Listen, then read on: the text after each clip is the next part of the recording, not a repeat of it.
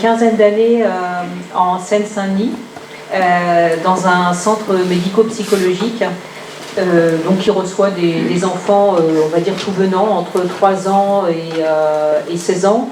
J'ai travaillé aussi pendant 8 ans, toujours en Seine-Saint-Denis, dans un hôpital de jour qui recevait des enfants présentant des troubles du spectre autistique, TSA. Et puis j'ai travaillé aussi dans une unité de thérapie familiale. Et actuellement, je travaille dans le Loiret, dans une unité d'urgence pédopsychiatrique pour des adolescents entre 12 ans et 17 ans. Et ces unités d'urgence pédopsychiatrique, il y en a une à peu près par département. Et elles ont complètement, enfin elles sont saturées. On a de plus en plus d'ados, surtout suite au confinement, qui ont vu les taux d'exposition, leur taux d'exposition aux écrans mais exploser, c'est-à-dire qu'ils sont passés en gros de 6 heures à toute la journée et toute la nuit. Et évidemment, ça joue sur leur état psychique. Donc aujourd'hui, je m'intéresse toujours aux effets des écrans, mais aussi à quelque chose dont on parle moins, sur lequel, à mon avis, il y a d'ailleurs un omerta, c'est les effets des contenus, et des contenus inadaptés, c'est-à-dire hyper-violence et pornographie. Voilà. Donc là, je vais vous parler, je vais reprendre des éléments d'un entretien que j'avais eu avec un magazine d'avocats parisiens qui m'avait interviewé sur ce sujet-là. Et le thème, c'était écran et apprentissage, et fait sur les apprentissages. Donc voilà, on est en plein dans le sujet. La première question, c'était d'abord, pourquoi les écrans fascinent-ils autant les enfants ? Première question. Donc la réponse, c'est en fait tout le monde est fasciné par les écrans. Tout le monde l'est. Les enfants, les bébés, mais aussi les chats, les chiens. En tant que mammifères, on est naturellement attiré par tout ce qui bouge, ce qui brille et émet des sons. Voilà, j'ai enlevé mon masque, j'étais sûre que vous allez mémoriser davantage ce que je vous dis si vous me voyez vraiment que derrière un masque. Donc c'est un mécanisme qui vient de la nécessité d'identifier les modifications dans notre environnement immédiat et dans un but de survie, probablement. Les écrans fascinent parce qu'ils stimulent très fortement une compétence innée qui est l'attention réflexe. Dès que je perçois un bruit, une lumière, du mouvement, je ne peux pas faire autrement que de tourner mon regard vers cette lumière, ce son, et c'est donc un réflexe primaire. Les écrans, s'ils sont surchargés en effets visuels, sonores, stimulent très fortement l'attention réflexe et peuvent entraver la mise en place de l'attention focalisée. Et le sujet oriente son regard vers une seule... qu'est-ce que c'est l'attention focalisée ? C'est la capacité à orienter son regard vers une seule stimulation auditive ou visuelle et faire abstraction des autres stimulations. L'attention focalisée, puis ensuite appelée attention volontaire, est à la fois donc une centration sur une seule perception et une mise à l'écart des autres perceptions sensorielles. C'est une compétence acquise et sans cette capacité, nous ne pouvons pas penser. Donc nous ne pouvons pas apprendre, etc. Dans le monde naturel, notre attention réflexe s'exerce de façon dosée. Les éléments et les êtres se meuvent avec une rapidité normale pour notre cerveau. Les couleurs sont prises dans un continuum et les sons naturels, la voix, le chant des oiseaux, etc., sont modulés. Il y a donc une stimulation sensorielle à laquelle notre cerveau s'est adapté au cours de l'évolution, qui n'est pas trop excitante et qui va permettre, par exemple, au bébé de se focaliser sur tel ou tel élément pour tenter d'en comprendre le sens. À l'opposé, la plupart des productions audiovisuelles actuelles, en particulier les programmes jeunesse, fabriquent un environnement auditif et visuel chaotique. Les sons pulsés, les mouvements ultra rapides, les couleurs très contrastées viennent stimuler de façon aberrante l'attention réflexe, gênant la mise en place d'une attention focalisée qui permet l'accès au sens. Alors, la deuxième question, puis après ça, je laisserai la parole, hein, c'était, je saute la deuxième question, on va prendre juste directement à la troisième. Pourriez-vous nous décrire quels sont les effets néfastes des écrans sur les enfants? Faut-il modérer ses propos en fonction de l'âge, nourrisson, bas âge, moyen, etc., adolescent? Alors, pour moi, il y a effectivement une gradation en fonction de l'âge. Plus le visionnage est précoce et intensif, et les contenus de mauvaise qualité, plus les effets seront néfastes. Le bébé qui grandit dans un environnement où les écrans sont toujours allumés et où les parents regardent plus leur écran qu'ils ne regardent leur enfant, ne peut développer une attention focalisée, puis conjointe et un attachement de qualité. Et il réagira avec un effet maximal quand on lui mettra un écran sous les yeux. Attrait, puis addiction de l'objet peuvent se développer au détriment du développement de la communication et du langage. Concrètement, à 3 ans, il peut présenter un retrait, une absence de regard orienté vers les personnes, une absence de curiosité pour le monde qui l'entoure, un tableau grave et proche de celui observé dans les troubles envahissants du développement, qu'on appelait autrefois TED et que maintenant on appelle TSA. Les zones du cerveau se développent en fonction des interactions répétées du sujet avec son environnement. Il existe une période critique entre 0 et 2 ans où les zones du cerveau non stimulées risquent de s'éteindre. C'est ce qu'on appelle l'élagage synaptique. Si la vision et l'audition sont uniquement stimulées durant cette période par les écrans, tandis que les relations à l'autre ne le sont pas, alors la zone intérêt pour l'autre ne va pas se développer. C'est pour cela que les troubles sont plus graves chez les tout-petits. Les adultes disent souvent qu'ils perdent leur capacité à lire des textes longs à force d'être systématiquement sur leur écran, mais on sait que si on supprime l'écran, cette attention peut revenir. Chez l'enfant, non. Vers 6 ans, l'enfant, en principe, a acquis un bon niveau de langage, il parle et interagit de façon adaptée avec les autres, mais les risques ne sont pas absents. Si à cet âge-là, l'enfant est autorisé à visionner la télé, à regarder sa tablette ou un téléphone sans limite, les nouveaux apprentissages, que sont la lecture, l'écriture et le calcul, lesquels supposent une contrainte et de l'entraînement, peuvent être entravés. Entre le livre et l'écran, l'enfant choisira toujours l'écran. En effet, du point de vue du circuit de la récompense, on n'a pas 2 objets identiques, puisque l'un produit de fortes décharges de dopamine et l'autre de façon beaucoup plus faible. L'enfant n'a donc pas le choix, il se dirige toujours vers l'écran. Évidemment, c'est le piège absolu de l'éducation, de l'introduction de ces objets, en particulier en fait en dehors de l'école pour le temps des devoirs. Si l'enfant a la mission d'aller sur Pronote regarder ses devoirs, eh bien sur l'écran d'ordinateur, d'un côté il y a le lien Pronote, de l'autre côté il y a Fortnite ou tout ce que vous voulez. Il n'y a pas de choix possible pour lui, du point de vue voilà, il n'y a pas de choix. Les charges de dopamine à ce moment-là qu'il reçoit sont 10 fois plus fortes quand il regarde Fortnite. Je termine juste. C'est voilà. Juste pour préciser, voilà. la dopamine, si vous pouvez expliquer peut-être un petit voilà. peu dans quel type de mécanisme c'est... Alors, parce que c'est assez intéressant, ça fait partie de tout ce qui est l'addiction, et en particulier l'addiction au jeu et tout ça, c'est un neurotransmetteur qui est extrêmement présent dans tout à fait. Alors, tout ce que nous le faisons avec une motivation. S'il n'y a pas une motivation, s'il n'y a pas un petit peu de décharge de dopamine, la dopamine c'est un neurotransmetteur parmi d'autres, mais on ne ferait rien, même les choses embêtantes. Mais simplement, il y a des actions qu'on fait parce qu'il y a des motivations sur le long terme. Par exemple, je fais mes devoirs, c'est ennuyeux, j'ai pas envie, j'aurais envie plutôt de jouer à Fortnite, mais je sais que si je fais mes devoirs, eh bien j'aurai plus de chances d'avoir une bonne note. Et puis il y a des motivations à très court terme qui seront, voilà, je vois Fortnite, je me précipite, je vois un gâteau au chocolat, je me rue, etc. Bon voilà. Et à ce moment-là, cet arbitrage, si vous voulez, tout ce qui concerne la programmation des actions à long terme, c'est ce qu'on appelle, sont plutôt localisés au niveau du cortex frontal, et tout ce qui concerne qui est de l'ordre du pulsionnel, une envie de manger, une envie de jouer, etc., concernent des zones archaïques du cerveau au niveau de l'hippocampe et de l'amygdale. Et à chaque fois qu'il y a, si vous voulez, une prise de décision, souvent elle se fait d'ailleurs entre un choix à long terme et un choix à court terme. Il y a un arbitrage qui se fait au niveau d'un noyau qu'on appelle le nucleus accumbens, qui va réagir en fonction du taux de dopamine qui est généré par la perception extérieure. Et quand vous voyez quelque chose qui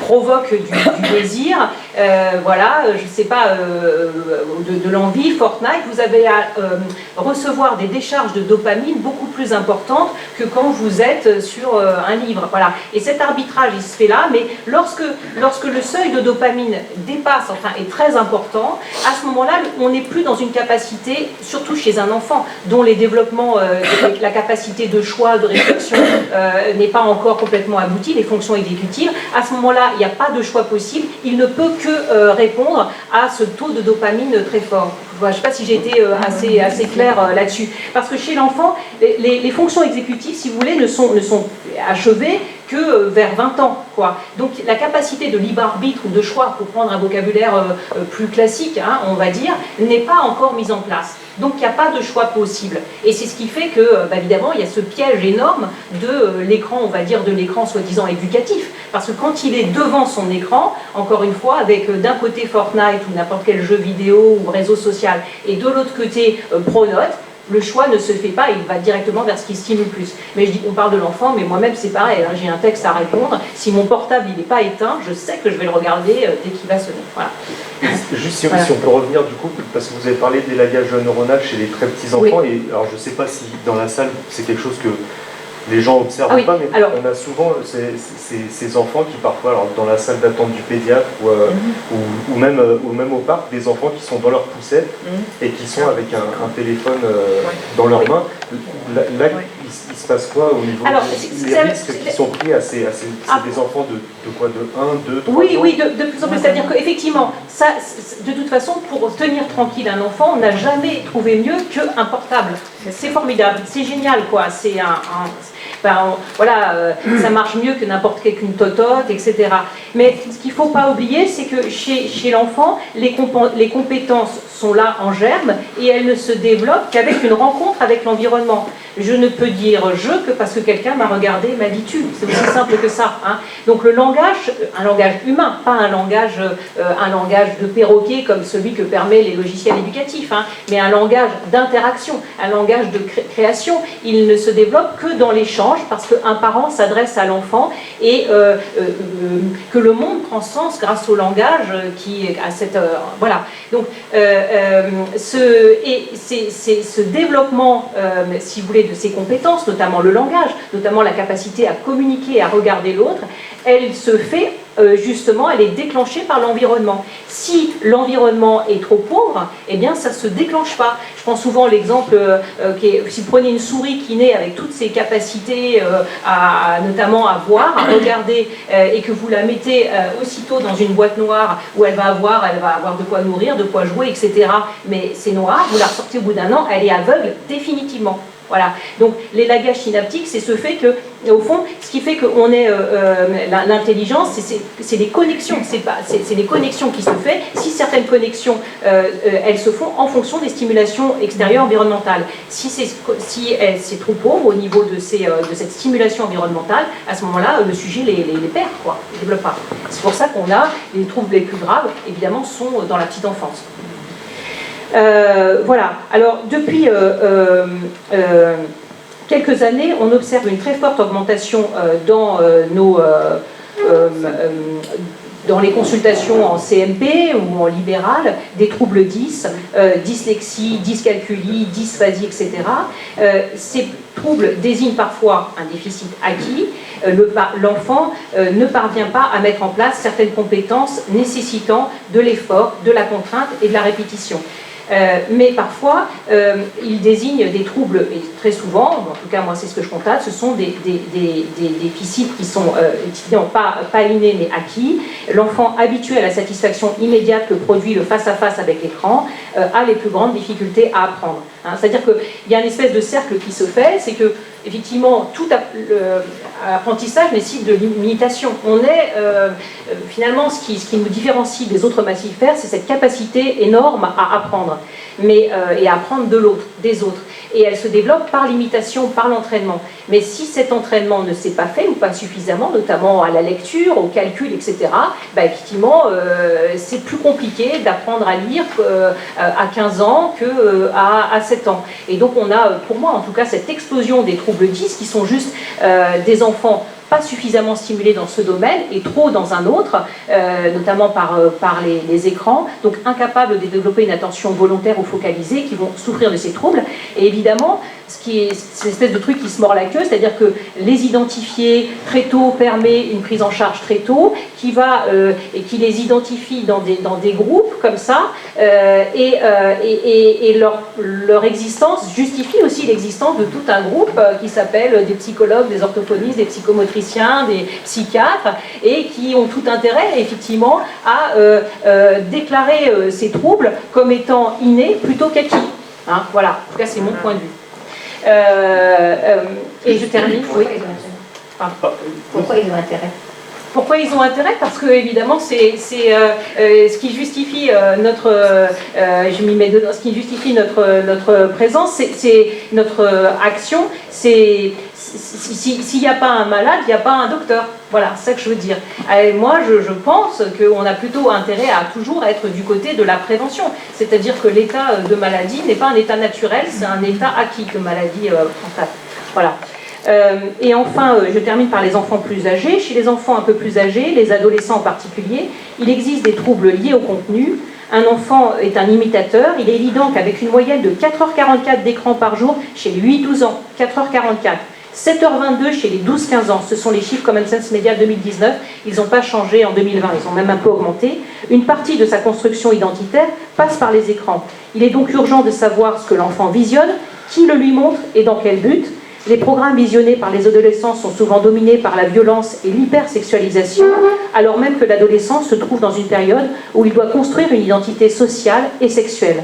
Or, le modèle du rapport à l'autre, enseigné par ces programmes, où l'on doit tuer le plus de personnes sous peine d'être tué soi-même, pour les jeux de FPS, First Person Shooter, et la pornographie, où l'on traite son corps et le corps de l'autre comme une chose, est extrêmement problématique. Voilà, je vais m'arrêter là. Parce que... Alors, je ne sais pas s'il y a déjà des gens qui auraient des questions à poser ou des remarques par rapport à ce qui a été dit, ou peut-être, je ne sais pas si Philippe, vous avez une vision. Voilà. Donc alors du coup moi ce que j'ai retenu de ce que vous avez dit, c'est sur ces dernières phrases, c'est qui met les enfants devant les écrans et pourquoi. Et je pense que là, du coup, Karine a fait. Donc je sais pas, on n'a pas présenté les livres, mais Karine a écrit en tout cas en particulier 2 livres, qui s'appellent Cyberminimalisme, et l'autre qui s'appelle Le désastre de l'école numérique. Et donc je pense que vous allez pouvoir nous expliquer un petit peu plus dans le détail quel type de mécanismes sont en œuvre et qu'est-ce qui fait que les parents continuent d'accepter de mettre leurs enfants devant des écrans à ce niveau d'exposition. Absolument. Bonjour à tous. Je m'appelle Karine Movi. Je ne crois pas qu'on m'a mis le micro. Normalement. Il faut mettre sur on, c'est mieux. Effectivement, moi j'ai travaillé sur la numérisation de l'école, donc dans un bouquin qui s'appelle Le désastre de l'école numérique, plaidoyer pour une école sans écran, qui est sorti en 2016, écrit avec Philippe Biwix, qui est un ingénieur qui a travaillé sur les métaux. Et moi j'étais prof à l'époque, prof d'histoire géo dans le public, au collège public, et je suis devenue prof en reconversion, donc en 2013, une année où a été lancé le plan de numérisation de l'école, un grand plan lancé par le gouvernement Hollande. Et il m'a semblé tout à fait étrange de devenir prof pour être finalement face à des élèves dans un métier de relation et de passer une bonne partie de mon temps de travail sur écran, à la fois pour faire l'appel, pour noter les devoirs, pour échanger avec les parents, puisqu'on était de plus en plus encouragés à échanger avec eux par mail, et puis de plus en plus pour mettre les documents sur Internet, sur les pronotes ou École Directe pour les élèves absents. Il y avait vraiment une translation de la vie de la vie écolière sur écran et sur virtuel.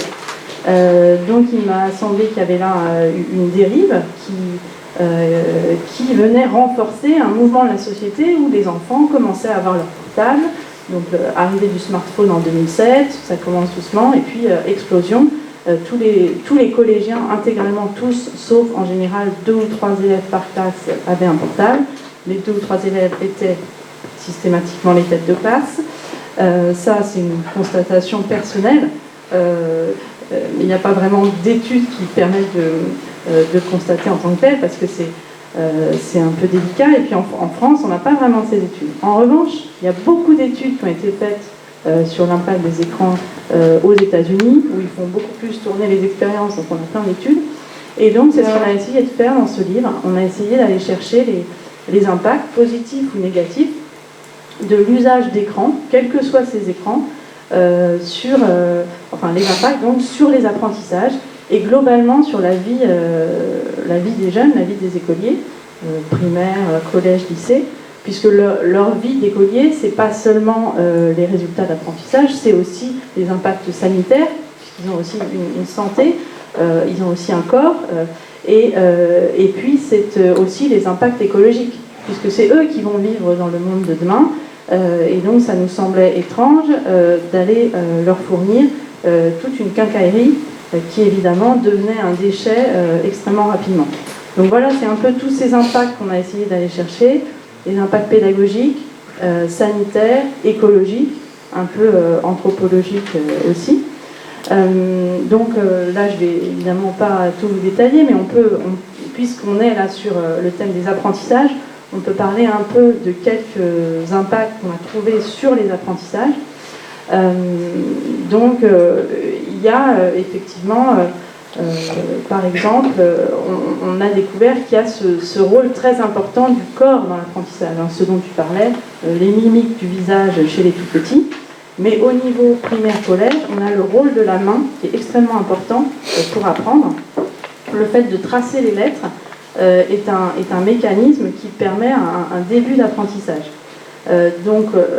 Le plan Hollande pour la numérisation de l'école, c'était d'avoir une tablette par collégien. C'était une espèce d'effet d'annonce qui n'a pas eu lieu, bien sûr, mais c'était ça le but. Sans aucune expérimentation sur le sujet, sans volonté de voir si ça allait permettre d'améliorer les apprentissages. Or, les études disponibles, et il y a au moins 1500 études sur les impacts sanitaires et pédagogiques du numérique, les études disponibles montrent que c'est en écrivant à la main et en prenant des notes à la main qu'on enregistre. Par exemple, là, si vous êtes dans la salle et que vous prenez des petites notes à la main, vous retiendrez mieux ce qui a été dit que si vous les notez sur votre ordinateur, mais c'est pas grave, on n'a pas besoin de retenir. Parce que dans le fait d'écrire, eh bien, on va moins paraphraser ce que dit le conférencier ou le professeur, on va avoir tendance à reformuler avec ses mots. Donc c'est la prise de notes qui permet un début d'apprentissage. Ça, c'est un des éléments. On a un autre élément qui a été relevé par 2 chercheurs qui s'appellent Franck Amadieu et André Tricot, dans un livre très bien sur les mythes pédagogiques autour du numérique. Ils ont relevé ce qu'on appelle le paradoxe préférence-performance. En fait, on croit par exemple que des outils numériques en classe vont permettre de booster la motivation des élèves. On va leur mettre des écrans, comme c'est leur monde, comme c'est des digital natives, soi-disant, eh bien ils vont être motivés. En réalité, il y a ce paradoxe qui fait qu'on a certes peut-être une préférence, au début du moins, pour l'écran, mais c'est pas pour ça qu'on va être performant dessus. C'est pas parce qu'on a une préférence pour les bonbons, par exemple, que ça va être performant pour nous nourrir. C'est la même chose pour l'apprentissage. C'est pas parce que j'ai une préférence pour un jeu sur tablette ou un apprentissage sur tablette que je vais être meilleur au contrôle derrière. Donc il y a ce côté ludification de l'enseignement qui ne garantit en rien que l'apprentissage va passer. Parfois, un peu d'ennui ou quelque chose qui semble rébarbatif, ça va permettre de mieux faire passer les connaissances. Donc ça, c'est le paradoxe préférence-performance. Est-ce que, juste oui. sans vouloir trop couper, mais il y a cette étude, moi c'est quelque chose qui m'avait choqué quand je vous avais écouté à la radio avec je crois que c'était quelqu'un de l'éducation nationale responsable de ces plans qui ont été, en fait, c'est des plans qui reviennent tous les X années par les gouvernements, parce que c'est vraiment... Moi, ça me fait vraiment penser à... Il faut qu'on trouve un problème à notre solution. C'est-à-dire qu'on ne sait pas trop quoi faire, mais il faut faire de l'informatique, alors il va falloir qu'on trouve quelque chose pour forcer les gens à avoir de l'informatique. Et je vous avais entendu discuter, vous citiez une étude de PISA sur les exactement. Ouais. Et donc cette personne-là disait non, en fait, il n'y a pas vraiment d'études, alors que vous veniez de lui citer. Bien sûr. Qu'est-ce qui fait que... Et donc là, il y a un tableau ici qui est assez parlant pour moi. Je ne sais pas si vous voulez le commenter. Oui, je peux Celui qui est sur l'efficacité et la performance effective. Tout à fait. Quand on regarde le rang. En fait, il y avait eu l'étude PISA 2012, vous savez, qui classe les systèmes éducatifs en Europe en termes d'efficacité. Bon, on en pense qu'on veut de PISA, mais enfin, c'est souvent assez observé par les gouvernements. Et en 2015, l'OCDE, qui est à l'origine de cette étude, a mélangé les résultats de PISA 2012 avec le niveau de numérisation des écoles. Et là, le taux qui était observé, c'était le nombre d'ordinateurs à l'école par enfant. Et on constatait, l'OCDE constatait elle-même dans son rapport que plus il y avait d'usage des ordinateurs à l'école par mois, plus les résultats des enfants en compréhension de l'écrit baissaient. C'est-à-dire qu'au-delà de 2 utilisations par mois des ordinateurs, on voyait une chute par rapport à la moyenne de l'OCDE. Donc c'était une courbe parlante, sortie par l'OCDE. Et qu'est-ce qu'en concluait l'OCDE? Qu'il fallait augmenter le nombre d'ordinateurs, parce qu'on ne savait pas encore assez bien s'en servir, mais que donc on allait trouver les méthodes pédagogiques n'existaient pas encore pour utiliser ces outils. Donc, quels que soient les résultats des études, de toute façon, je pense qu'elles ne sont pas lues par les gens qui prennent les décisions, mais même s'ils les lisent, de toute façon, la feuille de route, c'est la numérisation. Parce que la numérisation, c'est la bouée de secours de la croissance. On n'a plus rien d'autre. On a tous une télé, pas partout dans le monde, mais dans nos pays riches, on a tous un frigo. Voilà. Ce qu'on n'a pas encore, c'est les objets connectés. Et là, il y a une manne extraordinaire, c'est l'Internet des objets. Tout va pouvoir être connecté. Et par secteur, comme ça, on vient chercher les secteurs et on les numérise. Et malheureusement, l'école et le système éducatif est tombé dans le viseur des numérisateurs, de l'industrie du numérique. Et donc, on en est là aujourd'hui. L'école est dans l'œil du cyclone.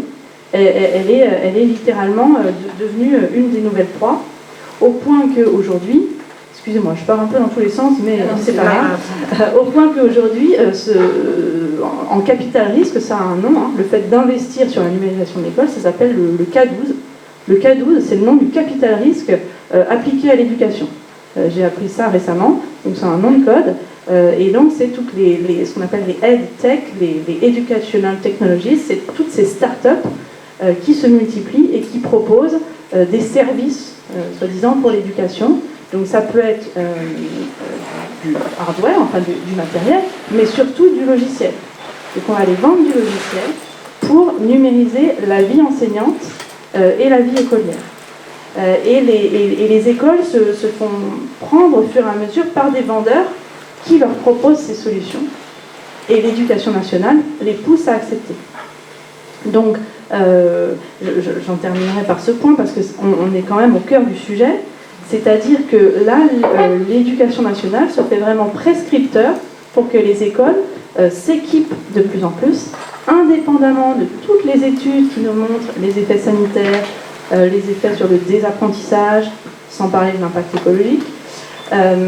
Et donc, on a par exemple, avec le confinement, un boom quand même de l'usage des visioconférences. Et alors que la rentrée 2020 s'est bien faite en présentiel, on n'était plus confinés à la rentrée dernière, on a constaté toujours un usage des visioconférences, c'est-à-dire par exemple des professeurs absents ou qui doivent rester chez eux pour une raison ou une autre, l'établissement va les encourager à continuer les visios. Et donc on est en train comme ça de glisser d'une situation exceptionnelle qui pouvait peut-être justifier qu'on numérise des choses, et encore, vers une situation où on est revenu à la normale et où en fait le numérique a continué à avancer. Et pour le primaire, eh bien, il y a ce qu'on appelle le socle numérique de base. Alors ça, c'est quelque chose dans le cadre du plan de relance, vous avez peut-être entendu parler du plan de relance, c'est cette masse d'argent qui a été proposée pour relancer l'économie dans plein de domaines.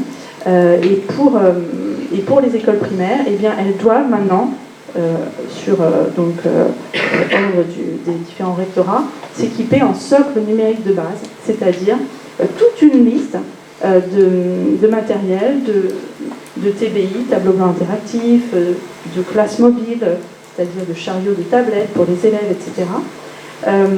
Et vous avez des référents numériques de l'éducation nationale qui viennent dans les collectivités locales et qui leur proposent donc la panoplie en disant, voilà, si vous payez la moitié, nous, on paye l'autre moitié. C'est-à-dire qu'il y a un abondement de l'État, un abondement du ministère, qui vient littéralement subventionner le numérique. Et une fois que les objets sont en place dans les classes, on parle d'enfants de 6, 7, 8 ans, qui passent donc toute leur journée devant l'écran, parfois à 2 mètres pour la première table. Une fois que les objets sont en classe, eh bien, forcément, les professeurs, ils ont tendance à faire leur pédagogie en fonction. Ils vont aller construire des outils en fonction des outils numériques. Et donc, voilà, l'école se fait hacker par un besoin de croissance économique, avec un jeu là-dedans du gouvernement qui est relativement incompréhensible. Quand on voit les études, quand on voit les impacts, petite enfance, les impacts sur les ados, c'est incompréhensible. Je voulais juste, parce que pour moi ces chiffres, moi c'est ce qui m'a vraiment choqué, c'est ce tableau que vous décrivez où donc on a le nombre d'ordinateurs par école et le classement au niveau des performances compréhension écrit ou performance mathématique. Et donc on a Singapour qui a un score de 2, donc qui est hautement équipé, et donc qui est premier en performance de compréhension d'écriture et de mathématiques. Et on a derrière la Corée du Sud qui a 5,3, donc qui a un taux très faible, plus le chiffre est grand, plus le taux est faible, et qui est deuxième. Et donc ce que vous dites, c'est que l'impression qu'on a quand même de toute façon, c'est que la question n'est probablement pas le numérique ou pas le numérique, mais probablement qu'est-ce que font les enfants dans l'école. Et alors peut-être que ça, on peut faire, peut-être que Philippe, vous pouvez nous donner peut-être votre point de vue là-dessus, et après peut-être qu'on pourra revenir sur qu'est-ce que fait quand même le numérique à l'école, en particulier, qu'est-ce qu'il en est des cas extrêmement graves et violents qu'on a vu passer par les réseaux sociaux et qu'on finit à l'école. Moi je viens d'Argenteuil et donc on a eu cette petite fille qui s'est fait assassiner par d'autres mineurs, suite à ce qui s'était passé via les réseaux sociaux et qui s'était passé dans l'école. Et peut-être qu'on pourra venir sur ça et après essayer de réfléchir plus généralement à quelle est l'espèce de société qu'on nous propose avec ces outils qui ont l'air de ne pas y toucher, mais à la fin on se demande qui est l'outil. Est-ce que c'est nous qui sommes l'outil de l'outil qu'on utilise, ou est-ce que l'outil finalement nous façonne aussi à un point qui fait que on en devient l'outil de... Peut-être qu'on peut commencer par peut-être un point de vue sur la télé, ou je ne sais pas si ça vous voulez. Non, moi, je pense que, comment dire, il ne faut pas non plus minimiser les formes de résistance qui sont sur le terrain, et de bon sens aussi qu'ont les enseignants. Je voudrais juste dire deux anecdotes. Moi, au début de la numérisation comme ça des collèges, écoles, en Seine-Saint-Denis, j'avais un gamin qui me dit, je ne sais plus où c'était, en Seine-Saint-Denis, mais en gros, les parents m'avaient expliqué qu'il y avait un collège qui était tout nouveau, tout nouvellement construit, super équipé en numérique, et un autre qui était... voilà. Et en fait, les parents se ruaient sur le collège qu'ils appelaient Grand-Papa. Il y avait le collège Top Gun et le collège Grand-Papa. C'est comme ça qu'ils l'appelaient entre eux. Et il y avait évidemment tous ces parents qui étaient de milieux très modestes et tout, voulaient absolument tout faire pour que leur gamin échappe à Top Gun et puisse aller au collège Grand-Papa. Ils sentaient bien que ça allait être un désastre. Bon voilà, c'est ça. Et deuxième petit éclairage, c'est que moi, quand j'étais en Seine-Saint-Denis, j'ai été beaucoup appelée par les collèges, les lycées, je le suis encore, pour intervenir.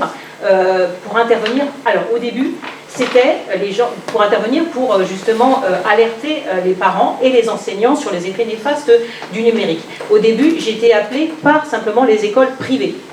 Voilà. Ensuite, j'ai été appelée par des directeurs. Ensuite, c'était des écoles publiques, collèges ou lycées, mais c'était souvent, quand j'interviens, je me fais payer. C'était les coopératives scolaires qui se cotisaient, les parents qui disaient là, il faut faire venir quelqu'un, ça va pas. Et maintenant, depuis 4-5 ans, ce sont les proviseurs qui prennent. Voilà. Là, dernièrement, dans mon portable, j'avais la demande d'un proviseur de Seine-Saint-Denis. Il me dit écoutez, moi je suis en zone ZEP, c'est la catastrophe, je connais ce que vous faites depuis longtemps, est-ce que vous pouvez venir pour parler aux parents et aux enseignants? Et là, je sais très bien ce qui se passe, donc je ne vais pas discuter avec ce monsieur, mais dans son collège, il n'en a rien à foutre de l'injonction de la numérisation de l'éducation nationale. Il sait déjà que les décideurs sont très contents que son collège soit ouvert et qu'il puisse tenir les gamins dans la journée. Voilà. Donc là, ils ont totale liberté de dire, il sait ce qu'il doit faire, et il n'y a pas de numérique dans son collège, et simplement, lui, ce qui le préoccupe, c'est ce que font les gamins en sortant du collège ou du lycée, et qui retournent effectivement sur ces écrans tout le temps. Voilà. Donc il ne faut pas minimiser cette capacité de résistance et de liberté qu'ont un certain nombre aussi d'enseignants et de parents, et qui permet d'avancer. Voilà.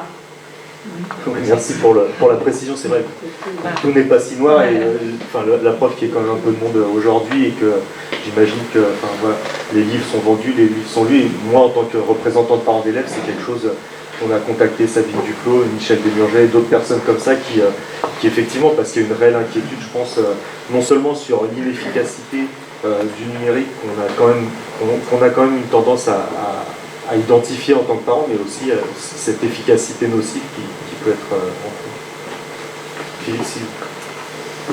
Oui, alors moi je m'inscris parfaitement dans le prolongement de ce qui a été dit par Sabine et par Karine. Je partage très largement les analyses. Peut-être on peut rajouter simplement d'abord que le numérique n'apparaît pas comme ça miraculeusement, ne tombe pas du ciel.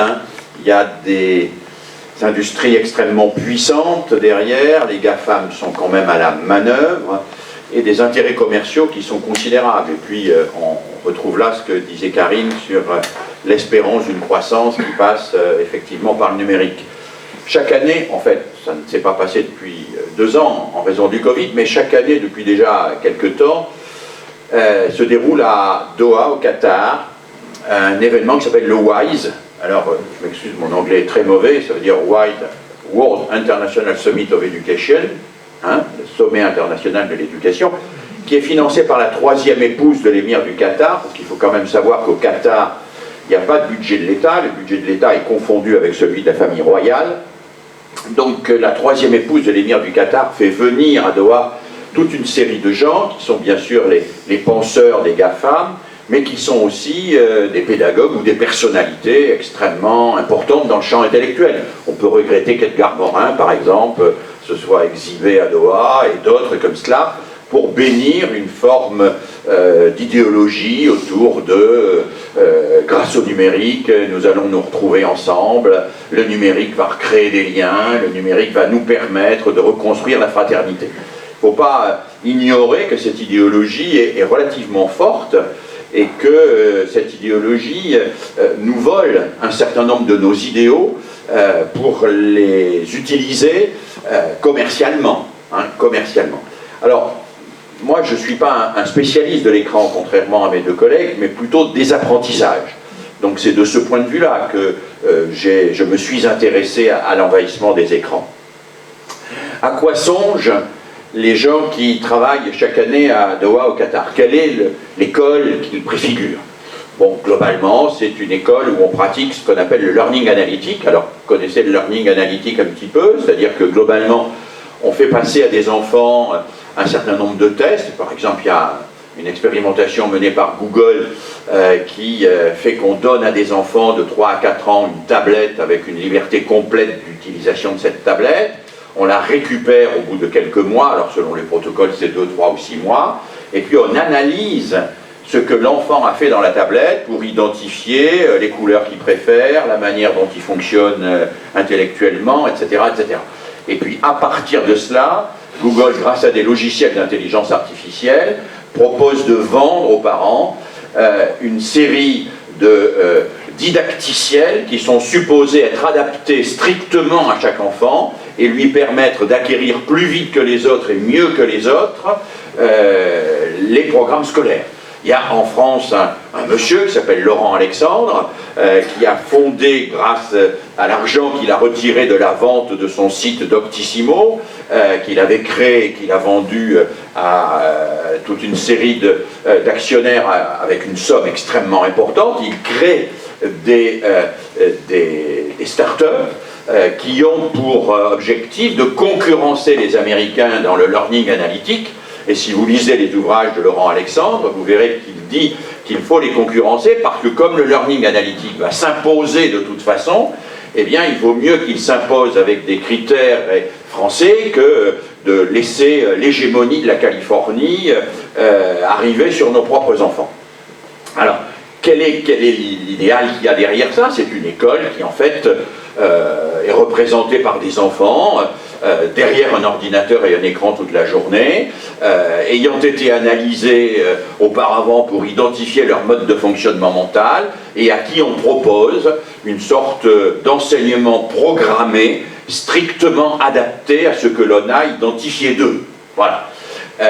L'idéal de ça, c'est des enfants qui, d'une certaine manière, ne vont plus à l'école, sont chacun devant leur écran, tous les écrans sont reliés à un gigantesque ordinateur, probablement situé sur les îles Caïmans pour être défiscalisé, et qui envoie à chaque enfant, alors moyennant finances, et moyennant des finances différenciées évidemment selon les familles, des logiciels susceptibles de les instruire au mieux.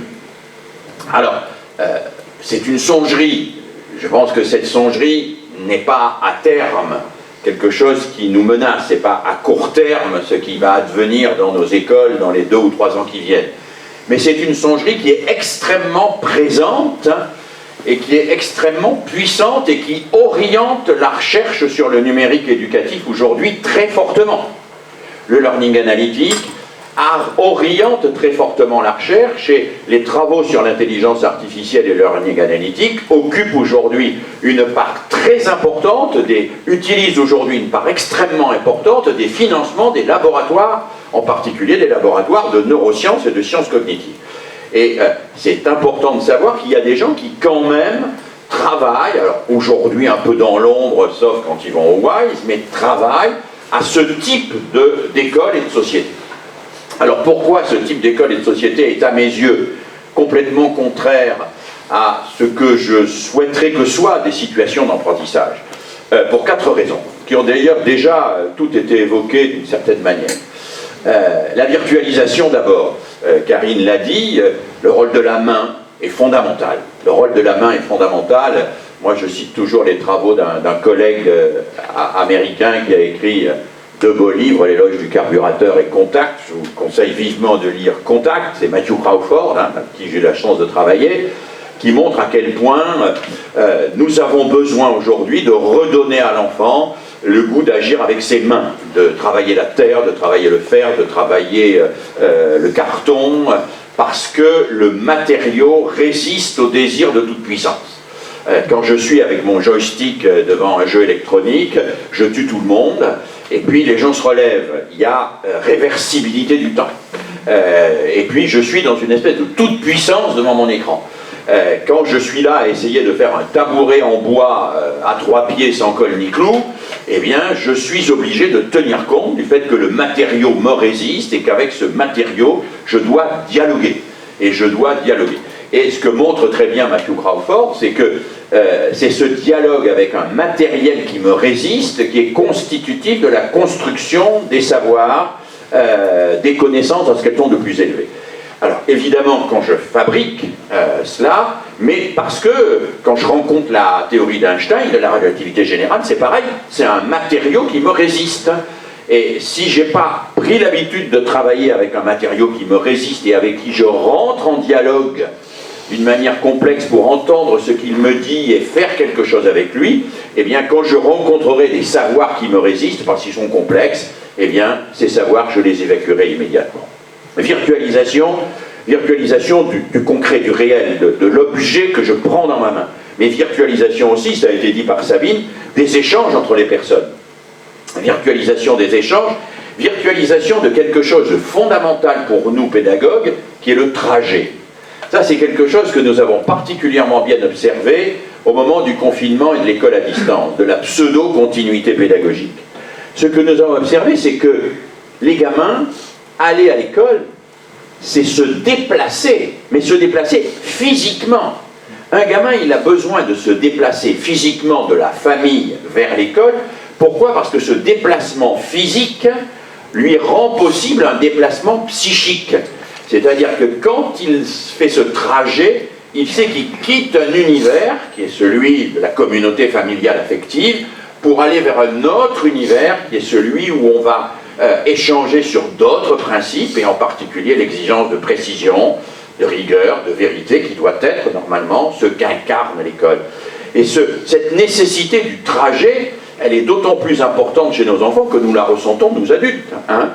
Moi, quand j'ai vécu pendant le confinement, et aujourd'hui encore, parce que comme l'a dit Karine, ça se prolonge, quand j'ai vécu et que je vis des visioconférences et que j'enchaîne une visioconférence, un conseil d'administration avec des collègues, puis un échange avec des universitaires d'Amérique latine, etc., en restant devant mon écran, moi je n'y arrive pas. Je n'y arrive pas parce que le déplacement mental que cela nécessite n'est pas accompagné de ce déplacement physique minimum du temps qui me permet d'aller vers quelque chose. On ne rentre pas dans une relation authentique avec quelqu'un ou avec plusieurs personnes si on ne prend pas le temps d'aller vers elle. Et l'enfant a besoin de cela. Donc, premier problème pour les apprentissages de cette rêverie, de cette songerie des GAFAM, la virtualisation. Deuxième problème, l'individualisation.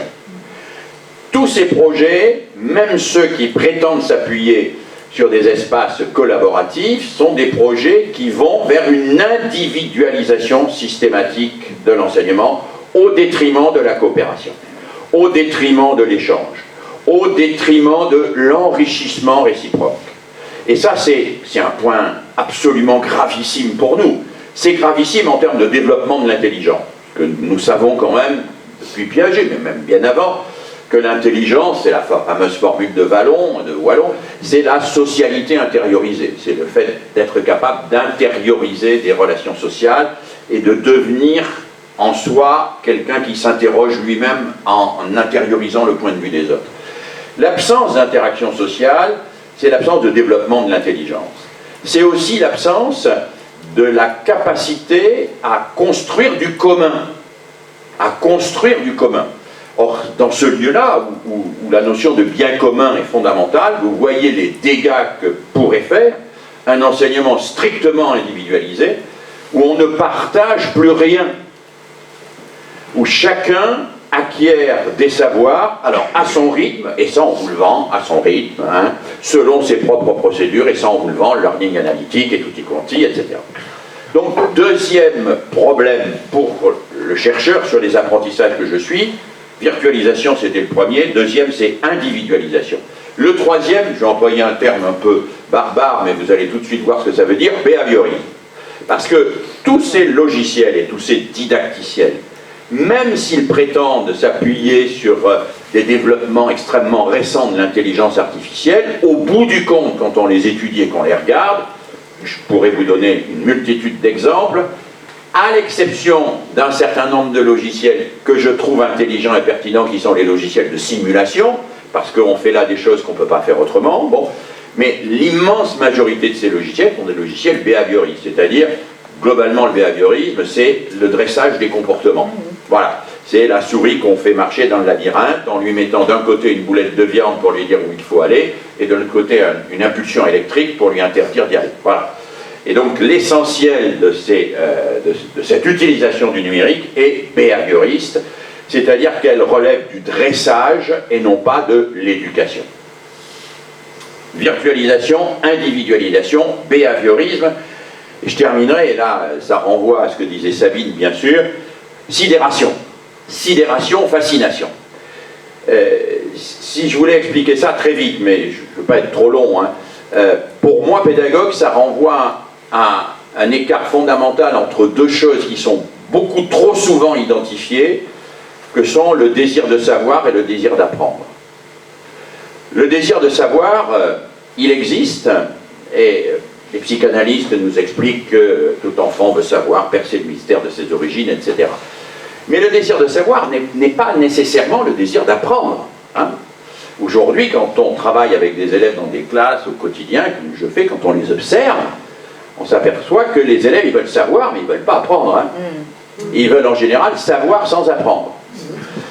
Parce que apprendre, ça demande du temps, ça demande des efforts, ça demande de gâcher un peu de matériel, etc. Or, ces appareils-là, c'est fabuleux pour nous donner le sentiment que nous pouvons tout savoir sans apprendre. Tout savoir sans apprendre. Et ça nous donne le sentiment que ce savoir se suffit à lui-même. Si je prends, l'application PlanteNet, par exemple, que vous pouvez avoir sur votre portable. Cette application, elle vous permet de photographier une plante et d'en savoir le nom. Vous savez le nom. Qu'est-ce que vous avez appris en réalité? Vous n'avez appris rien du tout. Vous savez le nom. Mais vous ne savez pas pourquoi elle est là, pourquoi elle est verte ou pas verte, est-ce que c'est une plante qui va perdre ses feuilles à l'hiver ou pas, dans quel écosystème elle vit, comment elle s'inscrit dans cet ensemble. Autrement dit, on vous donne le sentiment que vous devenez intelligent, parce que vous savez des choses que vous oubliez d'ailleurs instantanément ou presque, mais non pas parce que vous comprenez des choses. Vous les savez, mais vous ne les comprenez pas. Et c'est le même mécanisme dans les théories du complot. Qu'est-ce qu'une théorie du complot? C'est une représentation du monde qui vous comble. C'est-à-dire qui vous dit, voilà ce qu'est le monde, vous le savez, vous n'avez plus besoin d'apprendre. Je vous le dis, ça vous comble votre désir de savoir et ça vous bloque votre projet d'apprendre. Vous n'avez plus besoin d'apprendre puisque vous savez. Hein, pour avoir participé il y a 2 ans, 3 ans maintenant, parce qu'avec le Covid je perds un peu mes repères temporels, mais à une opération de la Fondation de France sur le complotisme qui s'appelait « Tu ne m'auras pas », qui était justement une sensibilisation à ces questions de théorie du complot, on a vu comment des collégiens étaient complètement dans cette logique de savoir. Ils veulent savoir, mais ils veulent savoir sans apprendre, et ils veulent avoir un savoir qui leur donne une clé universelle de compréhension des choses. Il y a d'un côté les mécréants, de l'autre côté les croyants, il y a les bons, les méchants, etc. Sans qu'ils aient à se documenter, à chercher, à s'interroger, à interroger les autres, etc., etc. Et ça, c'est une catastrophe. C'est une catastrophe parce que donner aux gens le sentiment qu'ils peuvent savoir sans apprendre, bon, je dis rien d'original, hein, Socrate a déjà dit ça, hein, c'est bloquer tout apprentissage. C'est bloquer la recherche. C'est bloquer la recherche. C'est bloquer l'enfant chercheur. Or, pour moi, l'enfant qui se développe, c'est l'enfant chercheur. C'est l'enfant qui cherche. Or, contrairement à ce qu'on pourrait croire, le numérique ne développe pas la recherche. Il développe une sorte d'aspiration à avoir la réponse sans avoir besoin de la chercher. Les moteurs de recherche, alors, on pourrait parler très longuement des moteurs de recherche. Dire que c'est un véritable scandale que l'éducation nationale n'interdise pas l'utilisation de Google, par exemple. Bon, Google, on peut utiliser des moteurs de recherche en classe. Hein. Moi, je suis tout à fait favorable, mais pas Google. Et puis, on peut utiliser des moteurs de recherche, mais en apprenant à les utiliser. Et donc là, on est devant quelque chose qui est, à mon avis, très fondamental. Le numérique donne systématiquement aux enfants une vision du monde comme étant un univers figé qu'ils possèdent et maîtrisent, et non pas comme un écosystème dans lequel ils peuvent agir. Voilà, à mon avis, le point fort, le point fondamental. C'est un monde figé, et non pas un écosystème dans lequel je peux agir. Et là, je crois que nous touchons à des enjeux majeurs. Alors, cela dit, et là, peut-être je me distingue un petit peu de ce que disait Karine, je ne pense pas que l'école puisse faire l'économie totale d'une formation aux écrans et au numérique. Hein? Je n'ai pas dit ça. Non, mais... Mais est-ce que ça ne serait pas un point justement intéressant à creuser cette question-là? Parce que c'est vrai que c'est une question qu'on a, moi, en tant que parent, hein, on se dit quand même les chercheurs, les gens qui font des choses très importantes avec leur cerveau sont tous sur des ordinateurs, les physiciens modélisent avec des ordinateurs, et ainsi de suite. Donc il y a cette espèce de vision, et aussi nos enfants doivent être formés à ce type de capacité de tenir. Et pourtant, je pense que malgré tout, il y a quand même des bémols et beaucoup de bémols à mettre en œuvre. Alors, si vous voulez finir, mais peut-être après... Je finis d'une phrase. Moi, j'ai eu la chance, pendant de nombreuses années, de travailler avec Bernard Stiegler, qui pour moi, et ici à la Plaine Commune, ça a beaucoup de sens, puisqu'il est venu y travailler et il a mis en place avec des jeunes en très grande difficulté tout un travail extraordinaire autour de l'économie contributive. Bernard Stiegler, vous le savez, disait du numérique, c'est un pharmacone, au sens platonicien du terme. Le pharmacone, c'est la digitale. La digitale, si vous la prenez à une certaine dose, elle vous sauve. Si vous la prenez à une autre dose, elle vous tue. Bon.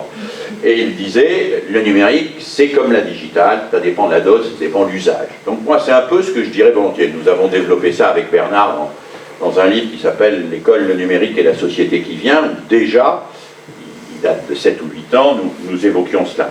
Moi, je pense qu'on ne peut pas se désintéresser du numérique. Le mouvement que je préside, là, les CMEA, on est très impliqué dans le rapport de l'Observatoire des pratiques numériques des adolescents. Et on vient de sortir, avec Sophie Géel, le 7e rapport. Et on voit un certain nombre de choses quand même extrêmement inquiétantes. Alors, je ne sais pas si je vais vous parler chinois, enfin, l'utilisation des flammes sur Snapchat a explosé depuis 2 ans d'une manière gravissime. Et les flammes sur Snapchat, c'est un peu comme les likes sur un certain nombre de trucs, c'est l'utilisation, c'est l'instrumentalisation de l'émotion au service de la consommation du réseau. Hein? C'est-à-dire, c'est le fait d'utiliser, globalement, vous connaissez Snapchat, bon, peut-être pas, TikTok, il y a l'explosion de TikTok aussi aujourd'hui, bon, tout ça, moi je ne suis pas du tout dans cette génération, mais je regarde ce qui se passe. On a l'intrusion du dispositif des flammes sur Snapchat, on a une enquête auprès des adolescentes en particulier, hein, c'est Camille Allouin et Julien Pierre qui ont développé tout ça, sous le titre du web affectif, montre comment les GAFAM, qui d'une manière ou d'une autre contrôlent tous ces réseaux sociaux, vont instrumentaliser l'affect des adolescents, vont les manipuler complètement pour augmenter le trafic, avec la seule visée d'augmenter le trafic. Et bien sûr, derrière le trafic, les prestations publicitaires, etc. etc. Parce que l'enjeu, c'est ça, quand même. L'enjeu sur Google, c'est plus vous consultez Google, plus vous êtes un esclave de Google, puisque Google vend ce que vous lui dites. Hein, vend toutes les informations que vous lui donnez. Donc, si je me permets de dire tout ça, c'est que l'école ne peut pas dire on supprime l'écran et on laisse les gamins seuls avec les écrans dans la famille. Les inégalités sociales sont trop fortes dans ce domaine. Elles sont massives entre ceux et celles qui laissent les enfants devant l'écran 10 heures par jour à 5 ans, et pendant les vacances de Toussaint, c'est la pointe dans les vacances de Toussaint de l'utilisation des écrans, parce qu'il ne fait pas beau, parce qu'il y a très peu d'activités prévues pour les enfants, il y a très peu de terrains d'aventure, il y a très peu de colos, il y a très peu de choses. Les enfants restent chez eux, et c'est donc là où on a des pointes de 17-18 heures d'écran par jour chez certains enfants. On ne peut pas traiter à égalité des gamins qu'on laisse 18 heures par jour devant un écran et des gamins qu'on amène au musée, avec qui on va discuter, etc. etc. Et donc, si l'école républicaine se veut un tout petit peu porteuse d'une ambition, il faut qu'elle assume son rôle d'éducation aux écrans. Et qu'elle assume son rôle d'éducation aux écrans complètement, non pas en le diabolisant l'écran, mais en faisant de l'écran un outil vis-à-vis duquel on acquiert un savoir critique. Et ça, c'est quelque chose qui est beaucoup trop peu développé. Dans l'enquête sur l'Observatoire, on a quand même près de 60% des lycéens et apprentis, et ça monte sur 90% chez les apprentis, qui sont encore plus en difficulté que les lycéens. Près de 60% des lycéens et apprentis n'ont jamais participé à des actions d'éducation aux médias et à l'écran au cours de leur scolarité, et n'ont jamais entendu d'une quelconque manière un enseignant ou une enseignante les alerter sur les usages possibles et nocifs des écrans. Quand on a quand même 60% des lycéens, plus de 60% des lycéens, plus de 80% des apprentis qui n'ont jamais été confrontés à une réflexion critique sur les écrans, on peut s'interroger sur le fait de savoir si le service public d'éducation fait le job. Voilà, je m'arrête. Je voudrais juste rebondir, je suis absolument d'accord avec tout ce que vous avez dit, sauf le dernier point. Il y a une dimension éminemment addictive, que vous avez souligné d'ailleurs dans ces outils, et on ne peut développer un esprit critique, une capacité à critiquer l'objet d'addiction, que ce soit les écrans, le tabac, etc., que s'il y a un minimum de sevrage, une mise à distance. Et donc, le rôle de l'école est bien entendu d'alerter sur les effets néfastes, et il y a quand même un certain nombre déjà d'associations qui viennent pour expliquer aux gamins, etc. Mais le problème, c'est le bain d'écran dans lequel ils sont. Ils ne peuvent pas, ils ont une addiction qui fait qu'ils ne peuvent pas s'en passer. Et l'esprit critique se développe toujours dans la mise à distance. Et là où je vois le plus gros problème, c'est que l'école, elle a pour mission d'apprendre justement à mettre un peu à distance ce qu'on reçoit du réel pour exercer notre esprit critique, penser dessus. Et l'addiction, c'est l'inverse de ça. L'addiction, c'est ce truc que j'utilise dès que je me sens mal, dès que ça va, voilà. Et c'est-à-dire, pour moi, aujourd'hui, en fait, l'écran, c'est clairement l'opium du peuple. C'est-à-dire que la fracture, elle est effectivement sociale. Tous ces GAFAM, vous parliez, ces gens qui sont parfaitement au courant de l'aspect nocif, ils ont des enfants comme vous et moi, et ils choisissent des écoles, en général, qui mettent à l'écart les objets numériques. C'est-à-dire qu'aujourd'hui, c'est utiliser ces écrans parce que c'est effectivement, comment dire, voilà, c'est ça, on est en train de faire une espèce de génération, enfin, à deux vitesses. Moi, j'ai une amie qui est psychologue scolaire depuis 30 ans, elle va bientôt prendre sa retraite. Et elle me dit, écoute, j'ai vu un changement. Là, maintenant, dans les écoles, dans mes classes, à la maternelle et primaire, on a deux types d'élèves. Il y a ce qu'on appelle les enfants de bobos. Alors là, ils ont lu Michel Desmurger, ils ont lu, etc., Karine Movilly et tout. Et eux, il y a 0 écran jusqu'à 6 ans, donc des gamins super éveillés, à 2 ans ils parlent parfaitement, etc. Et à côté, eh bien, il y a effectivement les zombies ou les crétins digitaux, même si c'est pas joli ce terme, c'est-à-dire ceux qui sont abreuvés. Vous voyez, il y a les informés et les pas informés. Et voilà, c'est juste ça, et donc il faut continuer effectivement ce travail d'information parce que c'est ce qui manque auprès des parents les plus défavorisés. Et certains, je terminerai juste à ça, un certain nombre de parents de milieux défavorisés, même la majorité, ils savent que c'est toxique. Simplement, ils ont moins les moyens que d'autres, il n'y a pas un square, il n'y a pas, etc., de préserver leurs enfants. Donc, ce qu'ils disent souvent, c'est « Ok, nous, on veut bien faire un effort, mais l'école, n'en rajoutez pas dessus. » Parce que si nous, déjà, on fait un effort pour leur dire « Non, n'y va pas, c'est pas bon », mais que l'école met l'injonction d'y aller, c'est compliqué. Voilà, c'est juste... Moi, je crois qu'il n'y a pas de crétins digitaux, parce qu'il n'y a pas de crétins du tout, et que c'est vraiment non seulement désobligeant, mais outrancier, et un peu dégueulasse de parler comme ça. Il y a des enfants qui n'ont pas eu la chance d'être accompagnés pour découvrir la possibilité de prendre une distance à l'égard des écrans.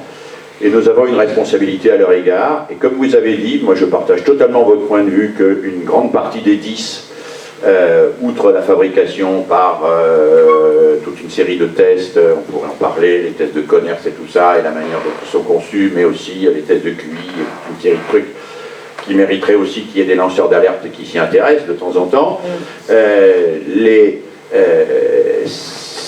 Outre ça, si vous dites, et je partage totalement votre avis, c'est pas inné dans l'immense majorité des cas, c'est quelque chose qui a été construit. Si ça a été construit, moi je fais l'hypothèse que ça peut, par l'éducation et par la mise en situation dans des cas où l'enfant va être ébranlé dans son mode de fonctionnement de sidération à l'égard de l'écran, et on peut favoriser cet ébranlement, on peut travailler éducativement, et on peut travailler avec des ados, même des ados qui sont... Il faut commencer par une période de sevrage. Vous voyez, ça c'est indispensable. L'addiction, elle nécessite toujours une période de sevrage. Je n'en suis pas sûr, et moi j'ai des exemples qui montrent que non, que le sevrage suppose la capacité, à moins qu'il soit imposé, mais à des adolescents de 16 ans, vous ne pouvez pas imposer le sevrage que vous fassiez. Plus des enfants. Hein? Là, ce ne sont effectivement plus des enfants. C'est vrai qu'à partir de 16 ans, c'est une situation différente. Mais même à 12-13 ans, l'imposition du sevrage est impossible. Elle est possible. Elle est très dure. Elle est possible. Mais non, elle n'est pas possible. Enfin, il y a les copains, ils l'ont, le portable, si vous ne l'avez pas. Enfin, ah oui, mais alors justement, sur ça, j'aimerais réagir un peu, parce que effectivement, moi, je suis assez d'accord avec cette idée d'un rôle de l'école qui serait plutôt une mise à distance par rapport à ce que propose la société et l'économie en général. Et aujourd'hui, il y a quand même une contradiction intense au sein de l'école qui va quand même faire de l'éducation aux médias. C'est-à-dire, c'est vrai que des enfants ou des ados peuvent être dans un déclaratif où ils vont dire « moi, on m'en a jamais parlé », je peux vous dire c'est pas vrai.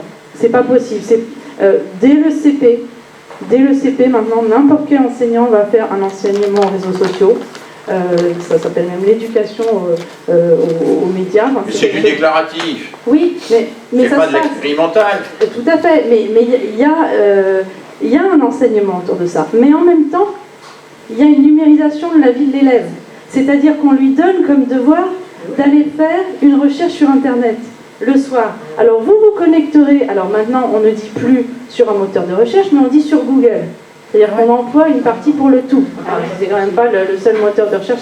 Vous irez chercher sur Google, les enfants, ce soir, quand les parents ne seront pas encore rentrés, tel ou tel thème, et vous ferez une recherche sur Robespierre, sur Marie Curie, etc.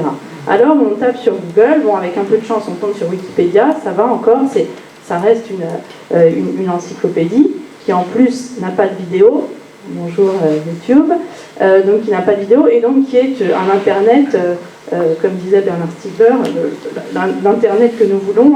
Quel Internet nous voulons? Bon, peut-être Wikipédia est une forme d'Internet qui est souhaitable, désirable, parce que qui prend très peu de place en fait sur les serveurs, dans les data centers, parce qu'il n'y a pas de vidéo.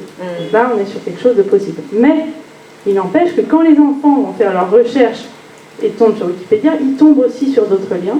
Et puis, ils ont leurs copains de jeux en ligne, et puis ils ont leur portable, etc. Et il a été montré que 80% des enfants consultaient Internet seuls, sans accompagnement adulte. Donc à partir de là, l'école a beau jeu de faire de la prévention, ou même de faire intervenir des gens sur la prévention, de parler aux parents, et en même temps d'aller donner des devoirs sur Internet et d'emmener les enfants vers ce lieu sans surveillance. Donc pour moi cette contradiction elle est trop intense et je pense qu'il faut aussi dans ce processus éducatif il faut de la cohérence, à la fois de la cohérence quand on parle des impacts écologiques du numérique. S'il y a un impact, si l'impact est gigantesque et plus fort chaque année, peut-être qu'il faut arrêter d'en proposer à l'école. S'il y a un danger social, en particulier pour les filles, d'aller sur Internet, parce que les impacts ne sont pas les mêmes pour les garçons et pour les filles. Les garçons vont plus tomber dans une addiction aux jeux vidéo, les filles vont plus tomber dans des addictions aux réseaux sociaux, avec tout un problème sur l'image, etc. Certains vont pouvoir tomber dans la radicalisation, etc. Les impacts, on les connaît, tout n'est pas négatif, évidemment, il y a des choses très bien sur Internet. Mais cet Internet est regardé sans surveillance. Donc voilà, cette contradiction, elle doit être interrogée. Qui a déclenché la crise, que ce soit la tentative de suicide ou la crise classique? On trouve dans 99% des cas une histoire de téléphone portable et d'écran. Le garçon, c'est simple, il est sur les jeux vidéo, il était 6 heures, avec le confinement, il est passé nuit et jour. Donc inversement total, les parents évidemment savent que c'est pas bon, ils le savent depuis le départ. Ils ont essayé de supprimer, ils ont essayé de négocier, ils ont vu des psys cool, des psys moins cool, des psys sevrages, des psys pas sevrages. De toute façon, ce qu'ils ont compris, c'est que ça va pas et ils l'ont finalement craqué, ils ont supprimé et là le gamin s'en est pris soit à lui, soit à ses parents, soit au petit frère. Et les filles, c'est que des histoires de cyberharcèlement via les réseaux sociaux. C'est-à-dire, globalement, c'est je tombe j'ai 12 ans, j'ai 13 ans, qu'est-ce que je fais? Je rêve de l'amour, je tombe amoureuse d'un garçon de 14 ans, quelque chose se met en place et il me demande de lui envoyer un nude, je lui envoie un nude et là il le fait circuler au collège entier, donc j'ai une réputation de pute qui va me suivre dans tous les collèges de France et de Navarre, et c'est tentative de suicide. Et je n'ai que ça. Et donc leur monde, c'est ce monde-là, c'est effectivement ça. Bon, ils arrivent avec, on va dire, 24 heures de portable, puisqu'ils dorment avec, sous l'oreiller. Ils arrivent dans ce service qui n'est pas un service lambda, c'est un service lambda, qui n'a pas de réflexion particulière sur les écrans, ils ont juste remarqué que c'est pas bon pour les gamins. Donc ils arrivent et ils posent leur portable. Voilà. Et dans le service, il y a une petite télé qui est allumée le soir de temps en temps. Et il y a une Switch qui doit circuler mais pour voir pour des petits jeux. Et là, donc ils passent de 24 heures à rien. Et il n'y a pas de crise. Il n'y a rien qui se passe, il n'y a pas de crise, il n'y a pas de hurlement, alors qu'ils ont fait la crise parce que la plupart du temps, les parents ont menacé de supprimer. Puisque tu joues, maintenant je le supprime. Puisque tu es sur ces réseaux sociaux, je supprime. Donc moi je les vois, je dis pourquoi tu n'as pas crisé, pourquoi? Et la réponse que j'ai, donc là, tenez-vous bien, la réponse que j'ai 9 fois sur 10, c'est parce qu'ici, on n'est pas seul. Ça veut juste dire qu'ici, ils sont avec d'autres jeunes, ils sont 12, ils sont avec d'autres jeunes et ils jouent à des jeux de Uno, il y a une espèce de pauvre jeu de Uno qui circule toute la journée, machin. Ils ont une interdiction de sortir, sauf avec accompagné, donc c'est assez pauvre la stimulation, hein, quand même. Mais ça, voilà, ça. Mais ils sont ensemble, c'est juste ça, ils sont ensemble, voilà. Il y a des adultes et qu'ils ont aspiré. Voilà. Donc il y a quand même voilà, c'est de ça que c'est-à-dire qu'on construit le moi social dans l'interaction réelle avec l'autre. On construit son moi identitaire, on construit la relation à l'autre, amoureuse ou pas, l'amitié, dans un échange réel. Donc ils sont complètement sevrés et qui les amènent à toutes les dérives. Et donc, alors, ils sont comme ça, ils sortent. Et si la question n'est pas travaillée, ils retombent immédiatement dans ça, parce que les copains, ils vont les joindre par les réseaux, etc. Et alors là aussi... C'est pas général... simplement si la question n'est pas travaillée, c'est s'il n'y a pas d'alternative collective. Il n'y a pas d'alternative, tout à fait. Mais ça arrive parfois que moi, je vois les parents, quand je peux, je vois les parents, je vois l'enfant, et je dis, écoutez, s'il sort et qu'il retrouve le même environnement, rien n'aura changé. Donc, on commence, qu'est-ce que vous allez pouvoir faire? Il faut que ce soit un autre environnement. Donc on travaille, et très très souvent, la plupart du temps, quand l'enfant, l'ado sait que ce qu'il va retrouver sera différent, il dit alors je ne veux plus sortir.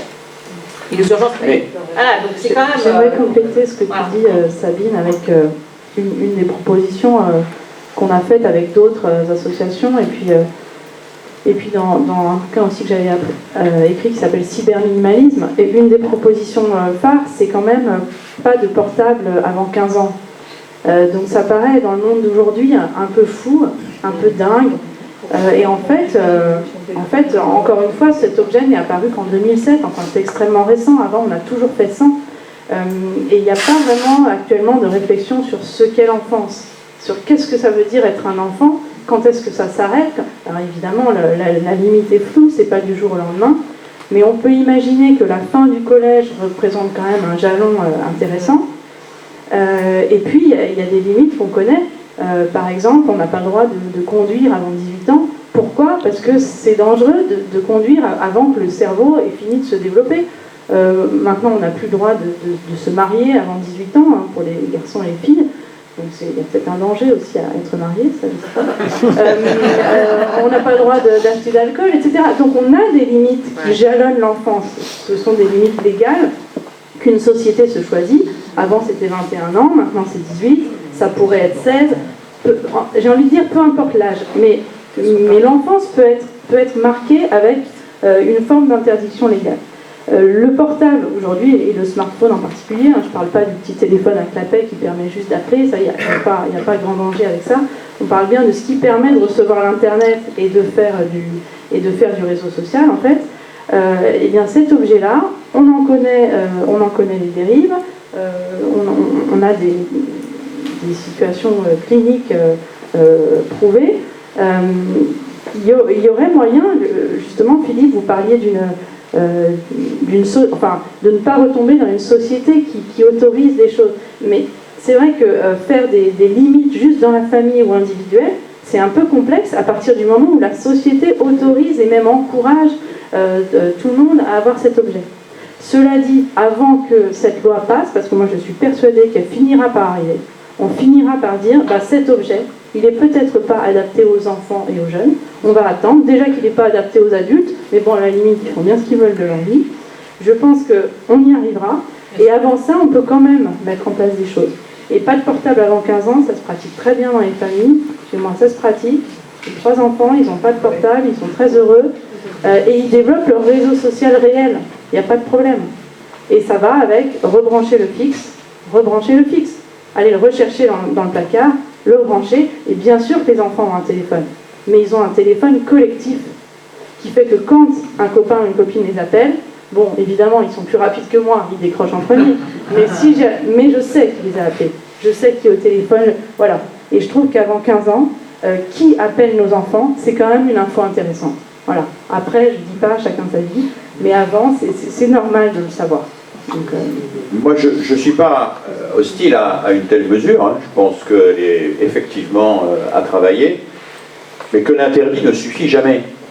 C'est-à-dire que si j'interdis le portable avant 16 ans, mais que je continue à saboter tous les mouvements d'éducation populaire, que je continue à saboter tout le tissu associatif, que dans les cités, on ne crée pas là, au pied des terrains d'aventure où les gamins puissent se retrouver pour construire, pour faire des choses ensemble, etc., l'interdit ne suffira pas et on le contournera. Donc ce qui me paraît fondamental, c'est qu'à l'école, comme dans le tissu associatif et l'éducation populaire, on crée des alternatives de collectifs sociaux réels et interactifs qui permettent de se passer du portable aujourd'hui. Parce que vos enfants ont la chance d'avoir des parents qui les aident à se passer du portable, mais un grand nombre d'enfants n'ont pas cette chance-là. Donc si on ne développe pas partout des lieux, des cadres qui vont leur donner la possibilité de retrouver des contacts humains authentiques et des relations humaines authentiques, la disparition du portable, ça me paraît très proche de la prohibition de l'alcool, c'est-à-dire quelque chose qui n'aura pas d'efficacité. C'est prohibé pour les jeunes. Oui, non mais les enfants, je parle de l'alcool pour les adultes. Ouais, pardon. Mais c'est pas dit pour les adultes. Ça a grandement aidé les enfants et les adolescents qui est cette prohibition de l'alcool. Oui, non, non. Énormément. Non, mais je faisais une... Non, mais c'est très important. Je parlais pas de ça. Bon, c'était juste parce que c'était une comparaison avec la prohibition aux États-Unis. Si des gens, il y a des questions dans la salle, je pense que si on va avoir un peu de temps, désolé. Hein.